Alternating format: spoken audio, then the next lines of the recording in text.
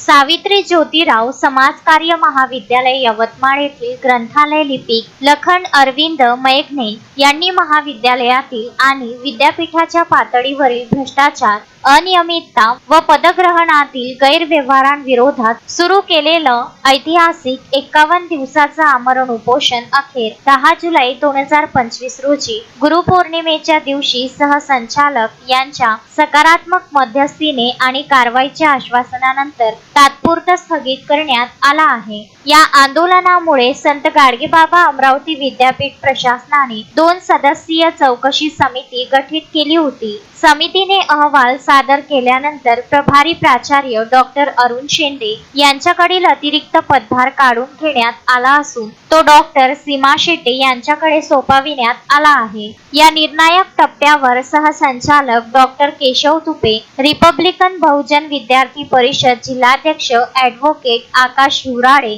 व सामाजिक कार्यकर्त्या सोनाली देशमुख यांच्या विनंतीनुसार लखन मयघने यांनी आपल्या उपोषणाला तात्पुरती विश्रांती दिली असून दोषींवर कारवाई न झाल्यास आंदोलन अधिक तीव्र करण्यात येईल असा सूचक इशारा देखील दिला आहे। मी लखन अरविंद मयघने, राहणार यवतमाळ। मी सावित्री ज्योतिराव समाजकार्य महाविद्यालय यवतमाळ येथे ग्रंथालय लिपिक म्हणून कार्यरत आहे।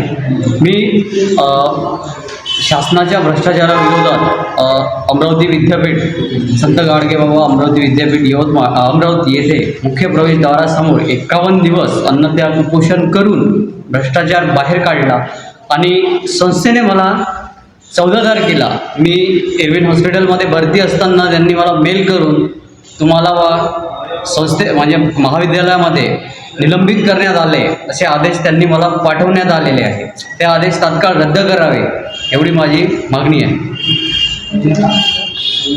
अन्यथा मी आता याच्या उपोषण न करता आंदोलन छेडण्यात येईल। मी आणि माझा परिवार आणि माझे समाज बांधव आणि माझे सगळे मित्र परिवार हे आंदोलन करतील असा माझा त्यांना इशारा आहे। अशोकभाई जोशी, विदर्भ न्यूज, अमरावती।